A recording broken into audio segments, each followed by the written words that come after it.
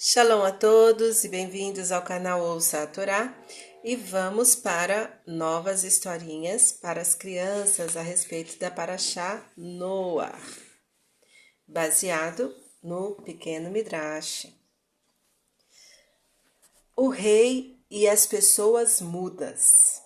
O rei estava muito alegre. Ele anunciou a seu ministro: "Eu quero fazer algumas pessoas infelizes ficarem felizes. Convide para o meu palácio um grupo de pobres que sejam mudos.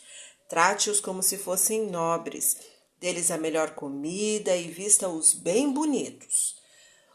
O grupo de mudos foi convidado e passou momentos maravilhosos. Eles jamais haviam sonhado que existissem tantas coisas tão agradáveis no mundo.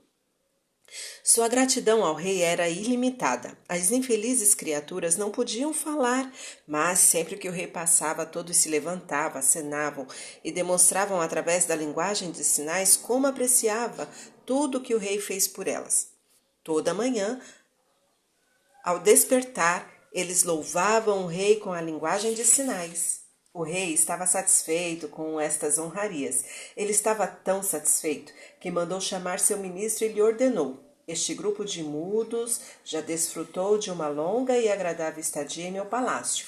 Mande-os embora e convide dessa vez um grupo de mendigos que possam falar. Eles louvarão meus nobres atos com palavras, não somente com gestos, e eu serei ainda mais honrado."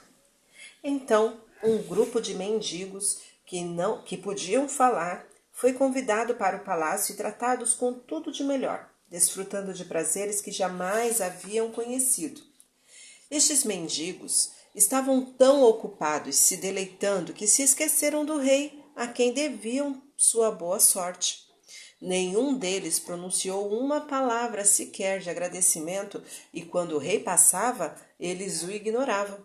Logo os mendigos começaram a ver seu conforto como uma coisa comum e passaram a exigir cada vez mais prazeres, como se estes lhe pertencessem por direito.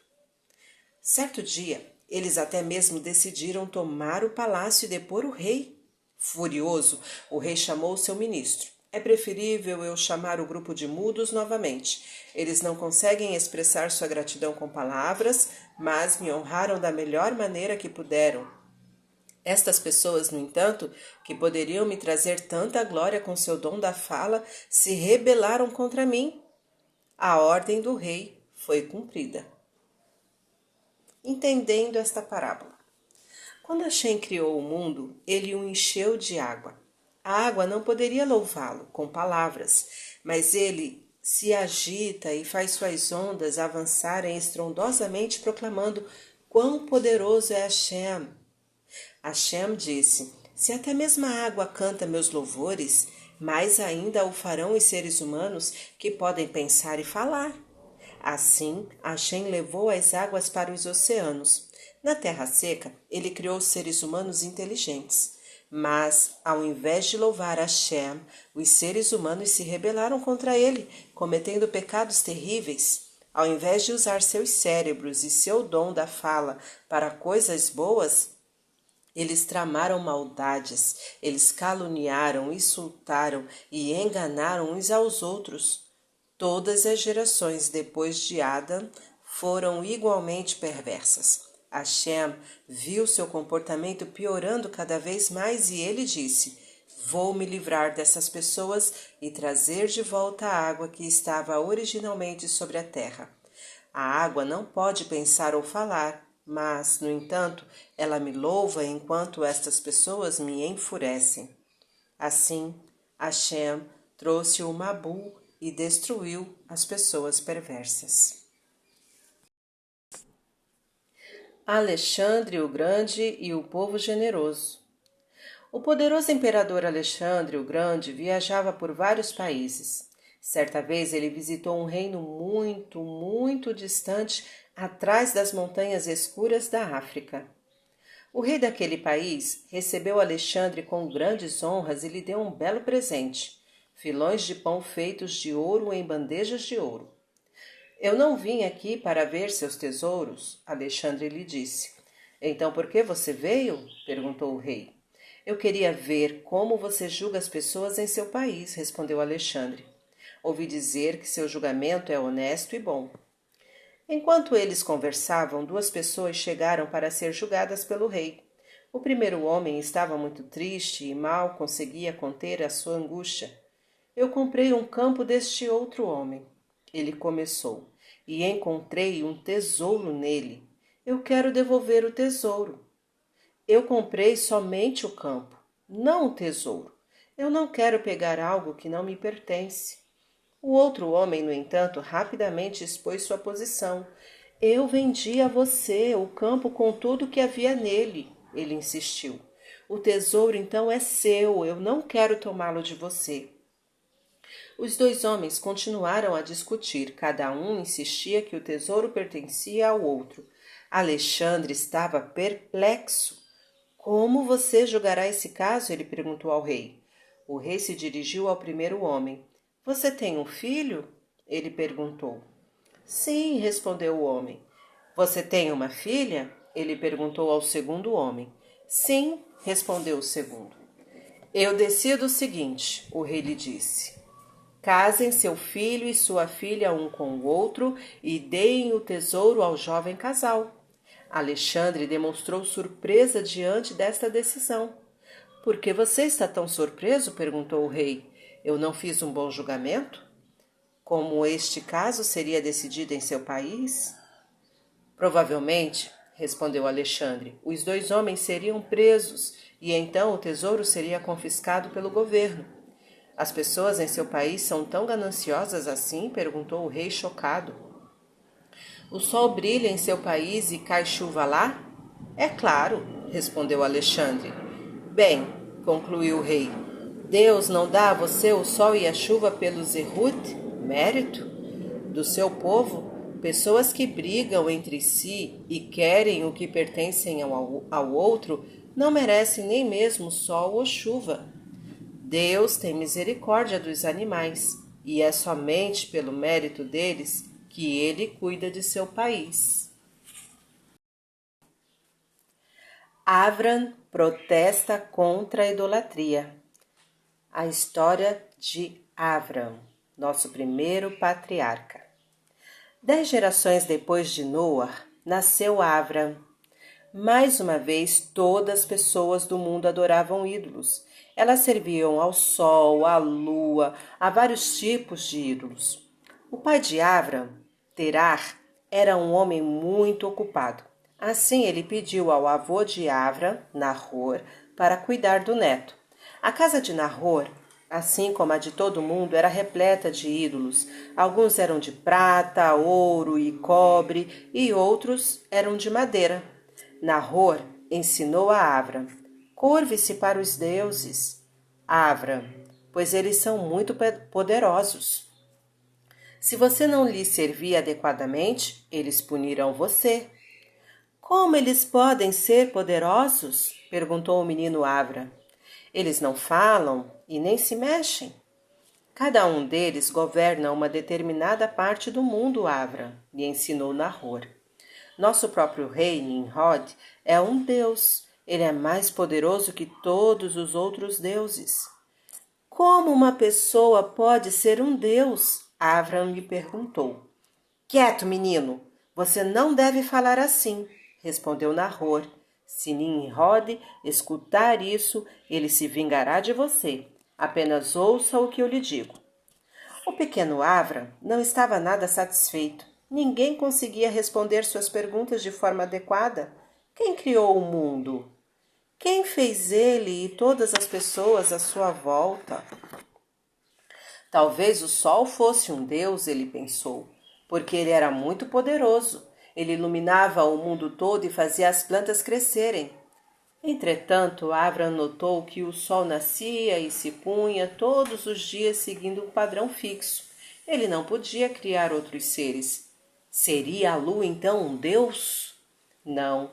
Tanto o sol quanto a lua agiam como servos obedecendo ao comando de alguém. Mas quem eles obedeciam? Avram tinha apenas 3 anos de idade quando ele descobriu sozinho a resposta. Avram entendeu que o sol, A lua, o vento, a chuva e toda a natureza seguia as ordens de Deus. Ele é o Criador Todo-Poderoso.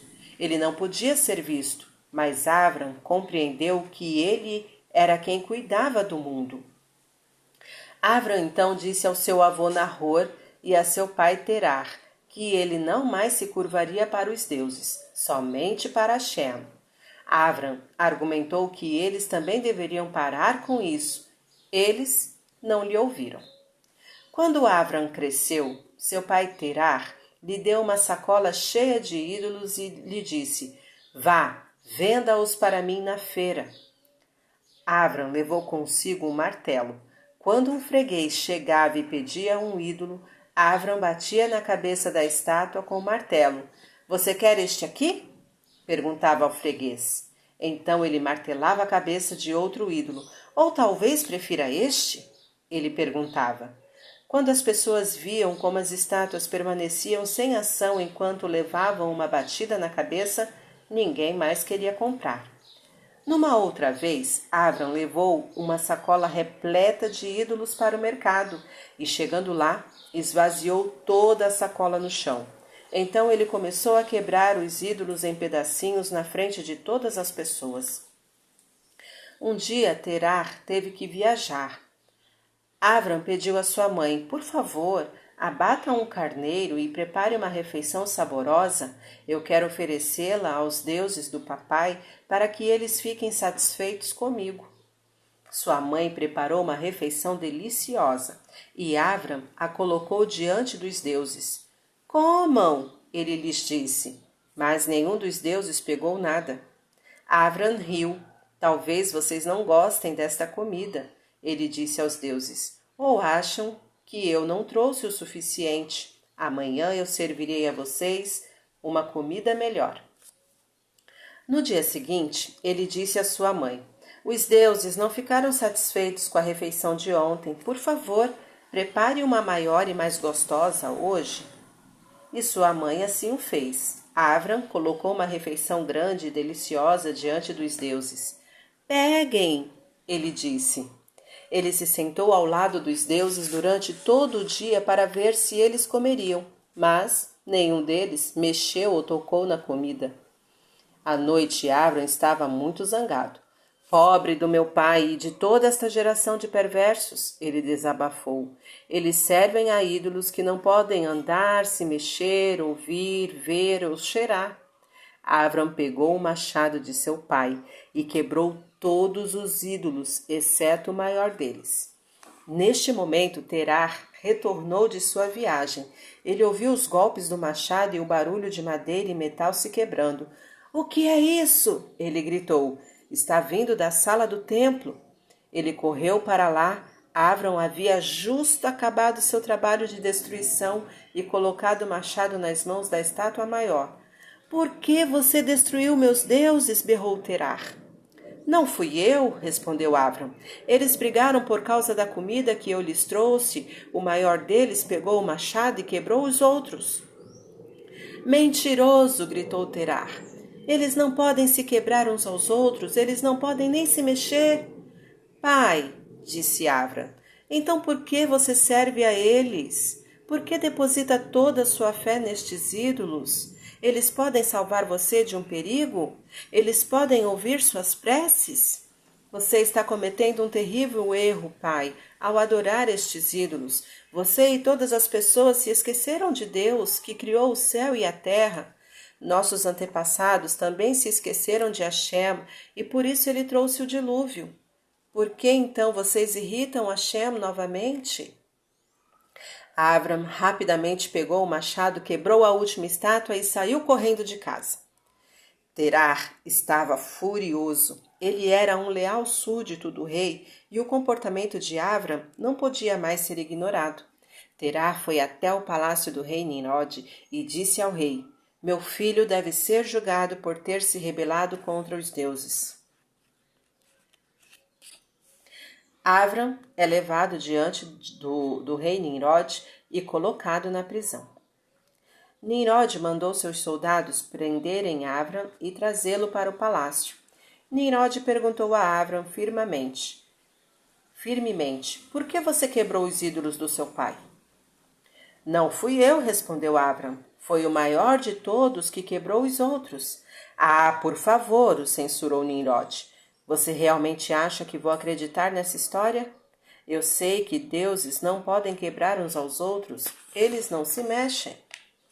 Avram respondeu, repreendendo Nimrod na frente de todos os seus servos. Então por que você serve a eles? Ele gritou. Por que você não serve a Deus que governa o mundo, quem criou você, quem fará você morrer e quem pode revivê-lo? Pobre de você, rei perverso e tolo, você devia mostrar a todas as pessoas o caminho correto, mas não, você e seus servos fazem as pessoas pecarem. Você nunca ouviu que por causa do pecados como os seus, Hashem mandou o Mabul sobre os nossos antepassados? Se você continuar a servir a deuses, você e todos aqueles que seguem seu exemplo morrerão em vergonha e desgraça também. Deus punirá vocês.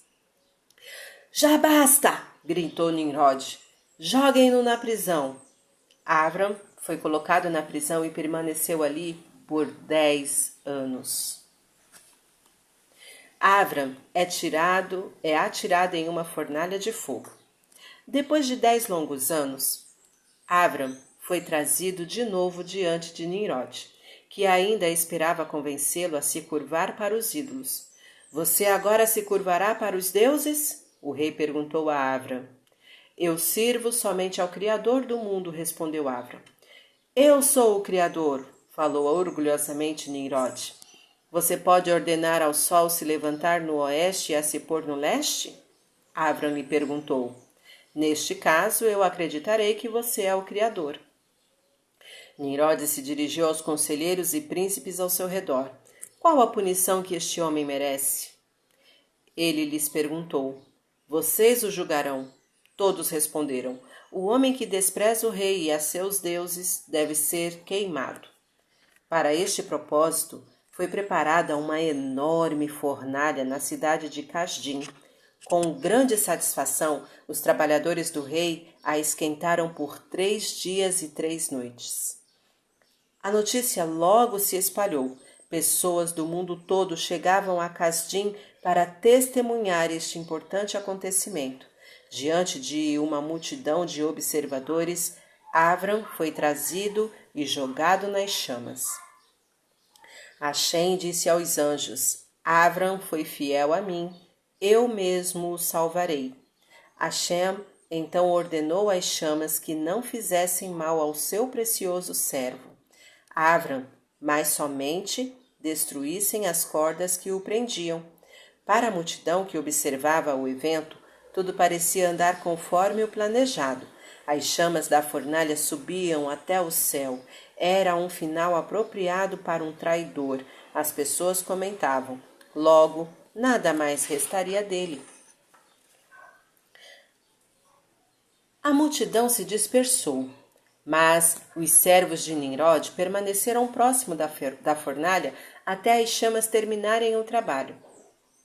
De repente, eles ficaram assustados. Seus olhos saltaram em terror, seus queixos caíram em espanto, pois Avram estava miraculosamente vivo dentro da fornalha. Ele estava andando dentro dela. As chamas nem sequer chamuscaram suas roupas ou seu corpo. Agitados, os servos correram até Nimrod para relatar o milagre. A princípio, Nimrod não acreditou no que ouvia, mas quanto mais e mais servos confirmava a história, o próprio Nimrod foi até lá e olhou dentro da fornalha. Era verdade. Avram estava andando por entre as chamas como se passeasse tranquilamente em seu jardim. Saia daí, Avram! Gritou Nimrod com voz trêmula. Eu prometo que não farei mal a você. Avram saiu da fornalha totalmente ileso. Tremendo, Nimrod e seus servos se curvaram para Avram. Eles estavam convencidos de que ele era um deus. Foi Hashem, o Criador do mundo, quem me salvou. Avram explicou a eles. Curvem-se para ele. O irmão mais novo de Avram, Aram, Sempre tivera dúvida se deveria ouvir Avram e acreditar em Hashem ou seguir o rei Nimrod e se ajoelhar para ídolos. Mas, assim que Aram viu Avram sair vivo do fogo, ele anunciou com firmeza: Eu acredito em Hashem também. Os servos do rei Nimrod imediatamente agarraram Aram e o atiraram nas chamas. Mas Aram não mereceu o grande milagre de ser salvo do fogo como o tzadik Avram. As chamas queimaram o corpo de Aram, e embora ele ainda estivesse vivo quando foi tirado da fornalha, ele morreu logo em seguida por causa dos ferimentos. Terar, Avram e suas famílias se mudam para Haram. Embora Avram tivesse sido salvo diante dos olhos de Nimrod, Terar sabia que o perigo ainda não havia passado. O perverso Nimrod poderia querer matar Avram novamente. E quem podia dizer se Deus faria mais um milagre? Vamos sair deste lugar. Terar, pai de Avram, aconselhou ao seu filho: Iremos para a terra de Canaã, onde Nimrod não governa. Porque Terar, de repente, começou a se preocupar em salvar Avram do rei Nimrod? Não foi o próprio Terar que pediu ao rei para punir Avram por ele não acreditar em ídolos? Mas, depois de ver o grande milagre que aconteceu com Avram, Terar mudou de ideia. Ele começou a acreditar que Hashem é o mestre do universo. E muitos anos mais tarde, antes de falecer, Terar abandonou toda a idolatria e fez uma techuvá completa. Avram concordou com a sugestão de seu pai de viajar para a terra de Canaã. Terar, Avram e suas famílias foram em direção a Canaã. No caminho, eles passaram por um lugar chamado Haram. Terar viu que eles estariam seguros ali porque o lugar ficava fora dos domínios do rei Nimrod. Assim, Terar decidiu: vamos ficar aqui. Fim da história. Shalom a todos.